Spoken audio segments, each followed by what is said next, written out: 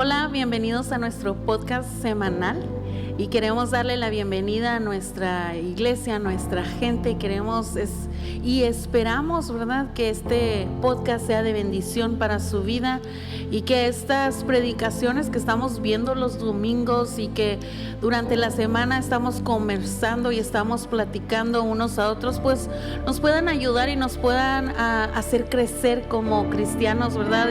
Y ver en qué áreas tal vez de nuestra vida necesitamos ser transformados día tras día. Y estamos hablando acerca de las cartas a las 7 iglesias del Apocalipsis. Y en esta hora, ¿verdad?, en este podcast vamos a hablar acerca de la iglesia de Esmirna, ¿verdad? Y quiero darles la bienvenida, quiero que juntos, ¿verdad?, aprendamos en esta hora. Y aquí a un lado de mí se encuentra mi esposo, ¿verdad?, el pastor Abel Amaya, y yo, bien mexicana, ¿verdad?, porque esperamos que juega México. Sí, esta tarde México gane y podamos salir victoriosos en ¿Contra quién va a jugar ahora? ¿Contra Corea? Corea, entonces va a estar bueno el juego, así es que vamos a estar echándole porras a México, todos vamos a apoyar a México, ¿ok? Porque pues es de Latinoamérica, así es que vamos a echarle ganas. ¿Cuánto crees que va a quedar el marcador? Yo creo que vamos a quedar 2-1. 2-1. Ganando México. Ok, me gusta, con que metan uno, con eso me conformo, ¿verdad?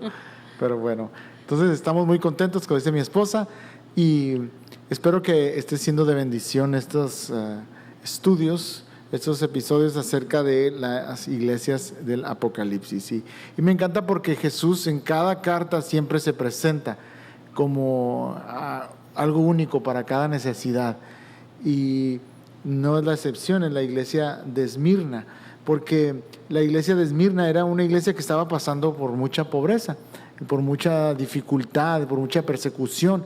Y fíjate cómo inicia el pasaje, y el Apocalipsis 2, verso 8 dice: escribe el ángel de la iglesia de Esmirna, esto dice el primero y el último, el que murió y volvió a vivir. Entonces habla del primero y el último. Entonces vemos en la escritura que Jesucristo siempre ha sido, Él siempre ha existido. Desde antes de la fundación del mundo, Él estaba ahí. Él es el alfa, el omega, el principio y el final. Me encanta eso, ¿no? Cómo se presenta como el primero y el último. No, cuando dice último, no porque es lo que sobra, sino porque yo lo entiendo, Él está en todo. Está en el principio, está en medio, está en el final. Él lo llena todo. De hecho, también Juan 1, del 1 al 3, dice: en el principio ya existía el verbo, y el verbo estaba con Dios, y el verbo era Dios. Entonces nos habla de que Jesucristo siempre ha existido. Algunas creencias, unas ramas, no se podría decir cristianas, ¿verdad? Algunas sectas creen que Jesucristo es una creación de Dios, pero la palabra de Dios nos dice que Jesucristo es Dios. El verbo estaba con Dios en el principio, y el verbo era Dios. Y nos habla de la iglesia de Esmirna como una iglesia que sufría persecución, ¿verdad? Que esos primeros cristianos estaban sufriendo, estaban pasando necesidad, no solamente física, sino también espiritual, porque estaban siendo perseguidos y estaban siendo atacados, ¿verdad?, por todo lo que estaba sucediendo todo lo que estaban pasando, toda la persecución que ellos estaban atravesando. Entonces me imagino que era un tiempo difícil para ellos, un tiempo donde había sufrimiento y donde necesitaban que Jesucristo, que Dios mismo estuviera presente en sus vidas. Así es, que estuviera en el principio y en el final. De alguna manera, con esa introducción les está diciendo: yo estoy ahí siempre, estoy y estaré siempre en toda su vida. Pasen por dificultades, pasen por sufrimiento, yo voy a estar ahí. Y eso es lo que nos recuerda Jesucristo el día de hoy en nuestras vidas, que Dios siempre está presente en todo momento. En los tiempos de escasez, Dios va a estar ahí presente. En los tiempos de abundancia, por supuesto, Dios está presente, pero nosotros tenemos que recordar que tenemos un Dios que nunca se aleja, nunca está ausente. Él está siempre presente en nuestras vidas. Y qué raro, ¿verdad? Porque muchas veces pensamos o sentimos que Dios solamente está presente en los momentos buenos de nuestra vida. Cuando todo va bien, decimos, oh, Dios está de nuestro lado, pero muchas veces pensamos que Dios nos ha dejado por completo cuando estamos pasando momentos difíciles o momentos de dolor. Pensamos y decimos, ¿dónde está Dios? ¿A dónde se fue? ¿Por qué me dejó? ¿Por qué me abandonó? Pero la realidad es que Dios nunca nos ha dejado, siempre está con nosotros, pero tal vez perdemos de vista a Dios, no lo vemos por el dolor, porque es tan grande el sufrimiento, o porque es tan grande la escasez que estamos pasando, que no vemos a Dios cuando realmente Dios nunca nos deja, siempre está de nuestro lado. Qué hermoso eso, ¿no? Porque si algo que podemos aprender de la iglesia de Esmirna es que ellos se caracterizaban por su fidelidad a Dios. Ellos eran fieles a Dios. Todas las iglesias siempre hay una palabra de exhortación del cual tienen ellos que arrepentirse. Pero esta iglesia, más que darle una palabra de exhortación o decirle en esto estás mal, más bien Jesucristo les está animando y les sigue diciendo que sean fieles hasta el final. Y qué hermoso que Dios pueda encontrar de nosotros, de nuestras vidas, de nuestra iglesia, esa fidelidad hasta que Él venga o hasta que nos lleve a su presencia, ¿verdad? O cualquiera de las dos cosas, pero que encuentre en nosotros fidelidad. Fíjate lo que dice el verso 9, dice, conozco tu sufrimiento y tu pobreza, sin embargo eres rico. Sé cómo te calumnian los que se autodenominan judíos y no lo son, pues son una sinagoga de Satanás. Entonces aquí les está diciendo algo muy interesante, les dice, conozco tus sufrimientos, tu pobreza, pero les dice, sin embargo, eres rico. ¿Cómo que se contradice ahí? ¿No crees? Parece a nuestra manera de pensar, parece ser como que se contradijera, pero no, realmente él estaba hablando de una riqueza integral, donde no solamente se refiere a los bienes materiales, sino a el todo, ¿no? Donde hay paz, hay esperanza, hay alegría en tu corazón, a pesar de que no lo tienes todas las cosas materiales en este mundo, pero aún así hay un gozo en tu corazón, porque realmente las riquezas, todo lo material, no te trae ese gozo, esa alegría que solamente Dios te puede dar. ¿Estás de acuerdo con eso? Sí, estoy de acuerdo con eso. Y yo creo que a eso se refería, ¿verdad? Jesucristo hablando en este versículo 9, cuando les reconoce y les dice, yo sé lo que ustedes están pasando, yo sé la necesidad que hay, yo sé el sufrimiento por el cual ustedes están atravesando, pero aún en medio de ese sufrimiento ustedes nunca me han dejado de amar, ¿verdad? Entonces, en ese aspecto de su vida, ellos eran ricos porque no se olvidaban de que Dios, aún a pesar de su pobreza, porque era una pobreza financiera, porque ya lo vimos el domingo, o sea, no eran rechazados, no les daban trabajo, no los dejaban vender en los mercados o cosas así. Entonces tenían una escasez también en lo económico, pero aún a pesar de esa escasez que estaban sufriendo, ellos reconocían que ellos no dependían del dinero o del sustento del pueblo, sino ellos dependían de algo más grandioso, que era Dios en sus vidas.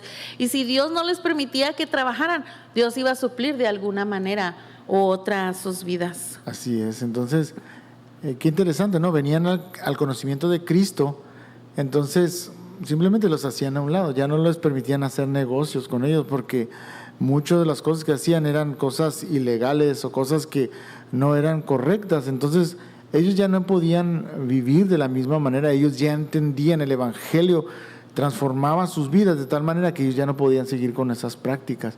Y eso debería de ser verdaderamente la palabra de Dios en nuestras vidas, no solamente la leamos, sino que traiga una convicción, un cambio, una transformación en nuestras vidas, de tal manera que ya no vivamos de la misma forma que vivíamos antes.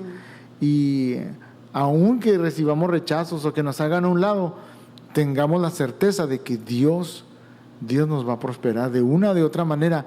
Dios nos va a sacar adelante y nos va a dar lo que necesitamos. Aun si nos rechazan nuestra familia, nuestros trabajos, Dios siempre tiene algo mejor para nuestras vidas. ¿Lo puedes creer? Sí, lo puedo creer.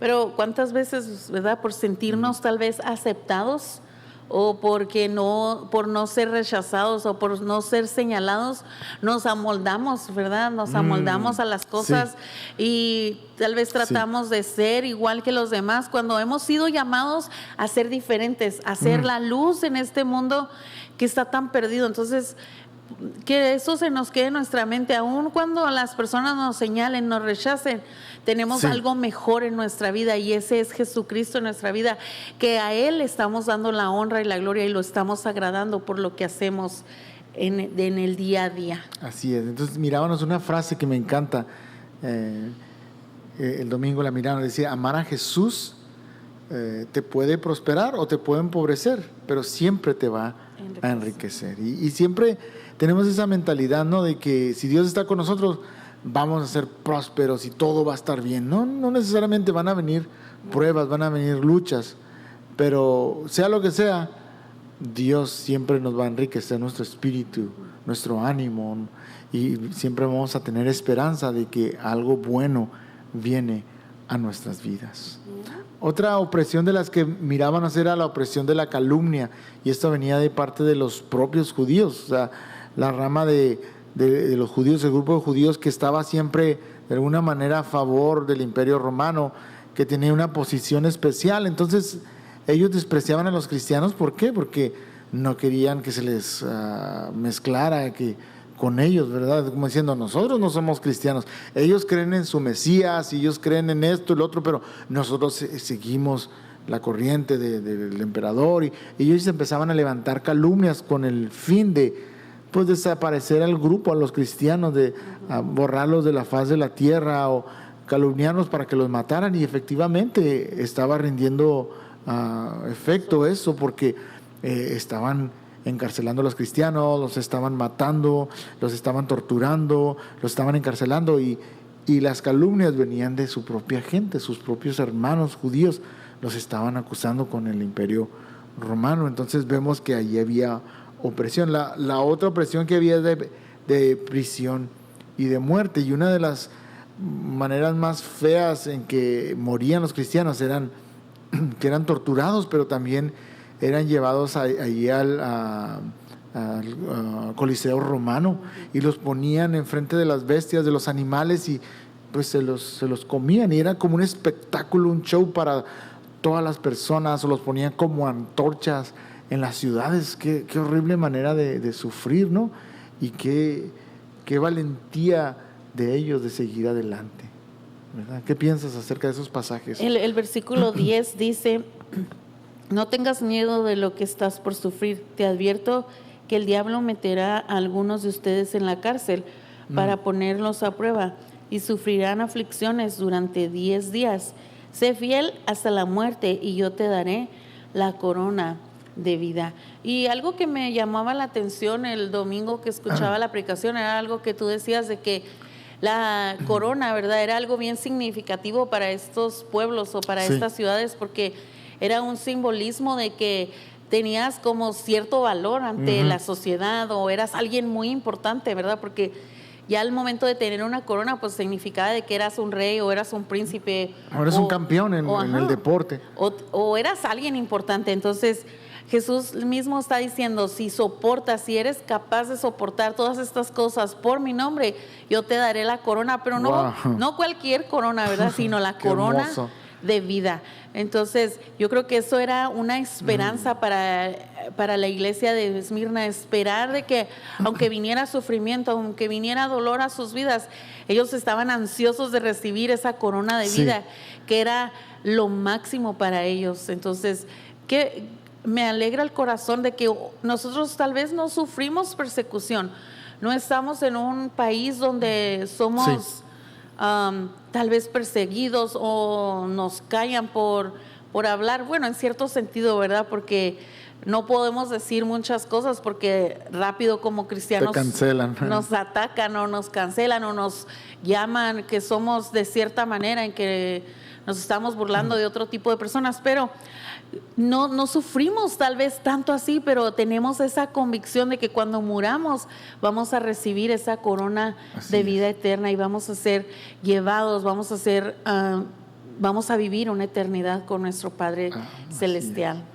Entonces, qué hermoso, ¿no? Podemos aprender que ellos vivieron en pobreza, calumnia, rechazo, prisión, y aún así ellos siguieron fieles en confiar en Jesús. Y la pregunta que tenemos que hacernos es, ¿hasta dónde llegamos con Cristo? ¿Verdad? Cada uno como hijos de Dios tenemos que apropiar esta carta y decir, ¿hasta dónde yo estoy dispuesto a vivir por Cristo? ¿Hasta la muerte? ¿O hasta la prisión? ¿O hasta el rechazo? Como dices tú, tal vez no vamos a morir por compartir de Cristo, tal vez en más años, tal vez cambien las cosas, pero por el momento, tal vez lo que podemos recibir es rechazo en tu trabajo, en tu familia, te separan en los grupos de WhatsApp, no sé, te hacen a un lado porque, ese es el cristiano, ya se hizo cristiano, pero... O ya no te invitan a las fiestas. Ya no te invitan a las fiestas, pero ¿hasta qué punto nosotros estamos dispuestos a decir, hasta aquí yo te sirvo, Dios? Porque puede venir la enfermedad, puede venir un divorcio, puede venir tantas cosas, y muchas veces lo desciframos, Dios no está conmigo, Dios se ha alejado de mí. Pero simplemente son pruebas de vivir la vida y de seguir a Jesús. Pero si nos ponemos a pensar, ¿verdad?, un poco en esto y vemos esta pregunta que nos haces de hasta dónde estamos dispuestos a llegar. Muchos cristianos no están dispuestos a ir mucho más allá con Jesús. Están a la primera de cambios, ¿verdad? Sucede algo en sus vidas, pasa algo, sí.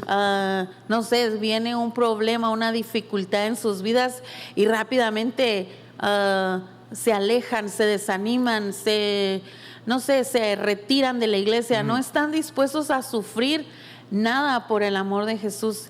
Y esta iglesia estaba pasando momentos difíciles, duros, pero la fidelidad que ellos tenían, el amor que ellos tenían por la causa, wow, me sorprende, porque aquí en nuestro ambiente en donde vivimos, vemos día tras día personas desanimadas, personas que se alejan de la iglesia, del cristianismo. ¿Por qué? Porque simplemente pequeñas cosas que vienen a sus vidas que no eran como ellos estaban pensando que iban a ser. Entonces, simplemente por esas cuestiones se alejan. Pero estamos aquí para decir, afírmate, sé fiel. Que no pequeñas cosas que vengan a tu vida te desanimen o te hagan alejarte de seguir siendo la persona, el cristiano que Dios quiere que tú seas, sino que tú decidas, pase lo que pase, yo voy a seguir adelante, yo voy a seguir sirviendo a mi Señor, porque un día yo voy a obtener esa corona de vida eterna. Así es, qué hermoso, ¿no? Tener esa esperanza de que vamos a recibir la corona de vida. Y fíjate cómo dice el verso 11, dice, el que tenga oídos, que oiga lo que el Espíritu dice a las iglesias. El que salga vencedor, dice, no sufrirá daño alguno de la segunda muerte. Entonces vemos dos recompensas. Primero, la corona de vida. Qué glorioso obtener esa corona de vida. Y después nos habla que no vamos a sufrir la segunda muerte si somos fieles hasta el final. Y esto se refiere, obviamente, a la segunda muerte. Está la primera muerte cuando mueres en tu cuerpo.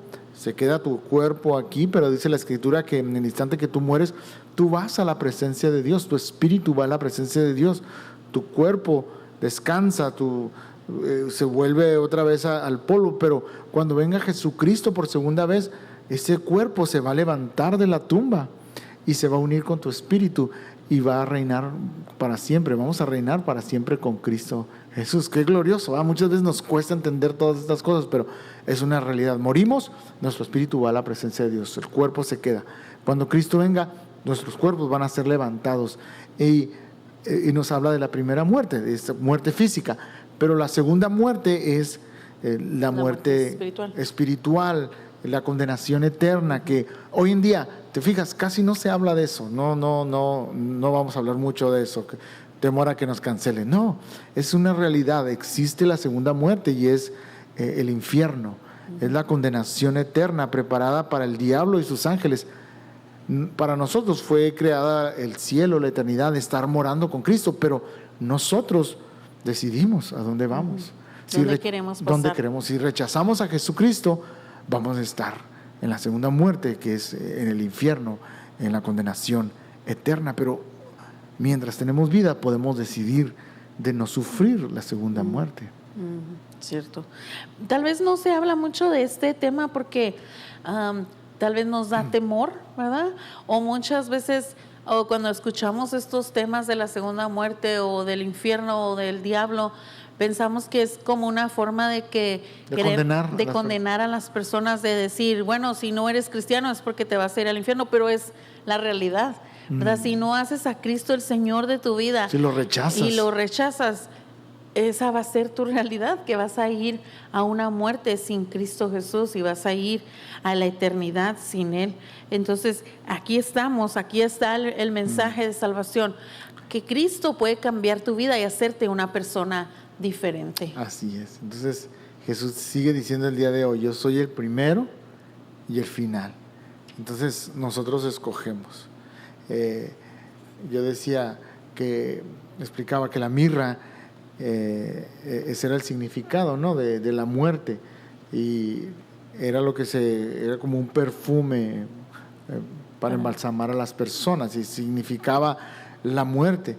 Entonces está diciendo Jesucristo, la mirra no es el final, yo soy el principio, yo soy el fin. Entonces tú decides cómo va a ser tu final. Nosotros decidimos cómo va a ser nuestro final. Yo prefiero estar con Cristo, confesar a Jesucristo como mi Señor, y que el Señor nos encuentre fieles hasta el último suspiro de nuestras vidas. Así es. Que nos pueda encontrar como la iglesia de Esmirna, una iglesia que a pesar de que sufría persecución, eran fieles a lo que Dios les había llamado a hacer en este mundo. Así es. Entonces, yo quiero animarles para que sigan estudiando la palabra de Dios y no se queden con lo que nosotros decimos o hablamos. Métanse a la palabra de Dios, estudien la palabra de Dios, lean la palabra de Dios en diferentes versiones. Eso también nos ayuda a comprender, a entender. Muchas veces hay conceptos que leemos, lenguajes, y no los entendemos. Abrimos otra versión y nos amplía un poquito más la idea. Entonces yo quiero animarles, escudriñen la palabra de Dios, que este sea simplemente la probadita para que ustedes profundicen en la palabra de Dios. Y queremos animarte también, si no te has unido a un grupo Conexión, busca uno cerca de tu casa. Verás que va a ser de bendición, vas a encontrar personas que te apoyen, que están a tu lado, que te ayudan tal vez en los momentos difíciles, y vas a encontrar ahí personas que van a estar de tu lado y van a orar por ti. Así que yo te animo a que te conectes a un grupo Conexión. Así es, y deseamos que las personas puedan encontrar a Cristo, se puedan bautizar y unirse a la iglesia. Ese es nuestro deseo. Así es que nos despedimos. Sí, claro que Entonces vamos a estar la próxima semana con ustedes y deseamos que esto sea de bendición para sus vidas. Nos vemos. Así es. Bye, que Dios les bendiga.